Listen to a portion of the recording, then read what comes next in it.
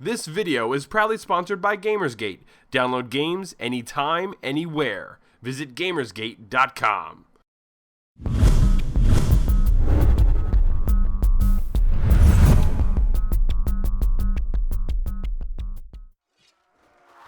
Welcome to Elder Geeks Elder Speak. Today is Monday, March 19th, 2012. I'm Randy Yasenchak, editor of ElderGeek.com. Today in the background, you're going to be seeing me play some gameplay footage from Mount and Blade Warband. Recently, Paradox released Mount and Blade Collection, and I simply couldn't, keep myself from playing it. It's one of those games where if somebody even mentions the game, I kind of reinstall it and start playing again. Today on the show, I have Jesse Bagachinsky, staff writer for ElderGeek.com. Jesse, hello. Hey, everybody. Tell everybody a little bit about yourself and the games that you like to review for EG. Well, I am a staff writer for Elder Geek. I do mostly reviews, some features if I get a good idea.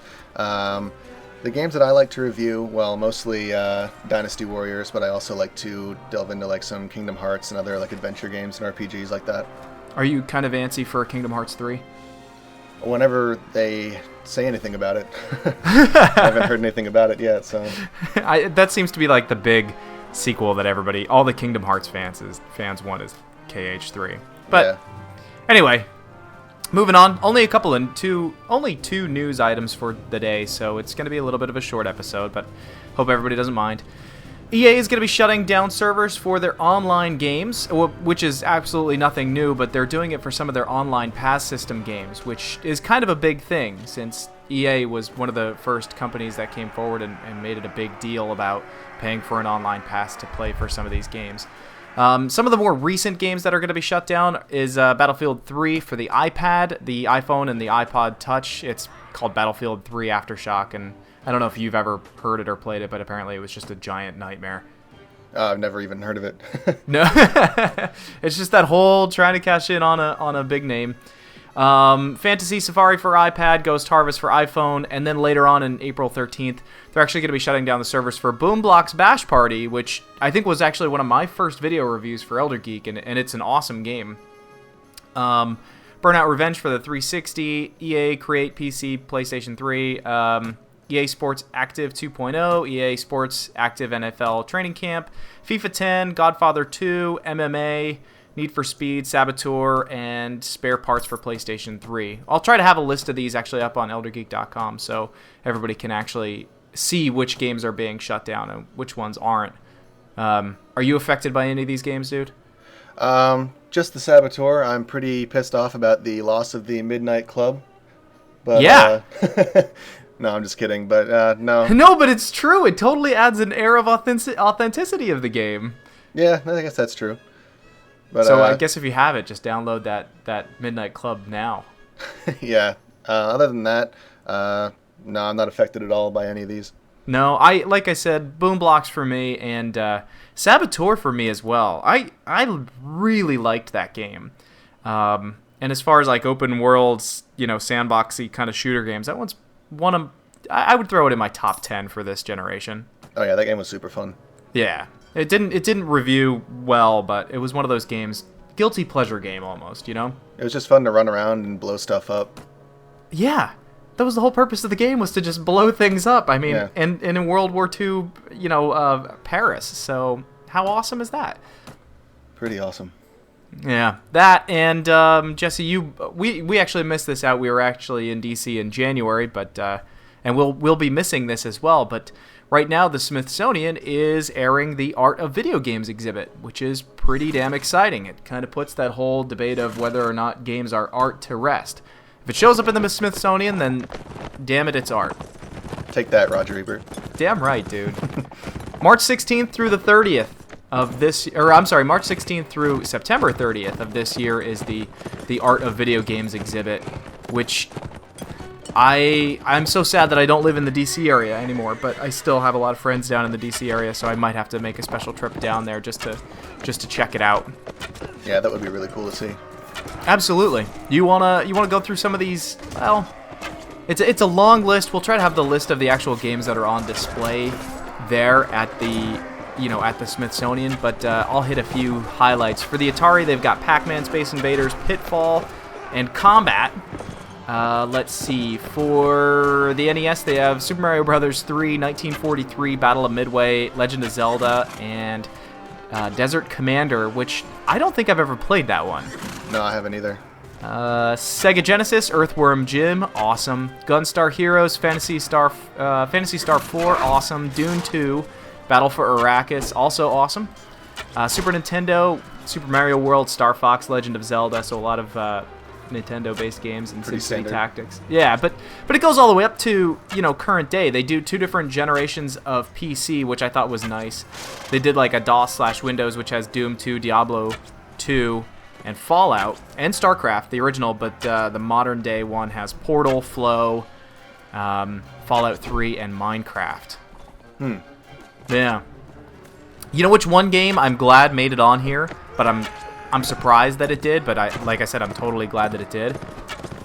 Brutal Legends. That game, it was such a cult hit, but it should have been just a hit. Yeah, I was surprised by that too. Any other games on here that you're kind of partial to? Out of this, seriously, a huge list of games that are on display there. Well, I'm glad like the ones like Flower and Flow made it. I mean, obviously they were most likely going to, but it just seems to add more credibility than just having Call of Duty 1 through 12 on there. That's true. Oh, and out of all of these games, there's 80 games total that are on display. Only 5 of them are actually playable to people who are visiting the exhibit. Those are Pac-Man, Super Mario Brothers, Secret of Monkey Island, Myst, and Flower. I think that's a pretty damn good list. Yeah. Although, let me see here. It does seem to be missing a little bit from the 16-bit and the awkward, 3D generation of our games. Oh, yeah? Yeah, I mean, just out of the playable list, you would think that they would have thrown in, not to appease Final Fantasy fans, but Final Fantasy VII was a pretty, big game. But then again, how could you really have that playable? Yeah, it looks like they stuck with games that are more just pick up and play. Yeah, like Mario and Pac-Man. But for FF fans, Final Fantasy VII is on display there as well, along with Tactics. All right, man. What about you? Do any other games that you would personally want to see in this list? Well, I was looking through it earlier, and I noticed that Shadow of the Colossus was on there, but Ico wasn't, and I thought that was kind of weird. And I would like to see Super Mario RPG on there as well. Really? Yeah, it seemed to be like one of the first games that kind of delved into like the 3D space, like first like really well-known ones, and a lot of the character designs and level designs were fantastic in that game. I'm personally surprised that Asteroids isn't on here, and let me see if Missile Command isn't on here either. Those are 2 that I definitely would throw in there, Asteroids and Missile Command. But I'm happy to see that Zaxxon's on here. I thought Missile Command, or is it Missile Command 3D or something like that? I don't know. Doing a Control F for the word missile isn't coming up with anything unless I'm spelling it wrong, which I'm sure one of our viewers will point out if I did.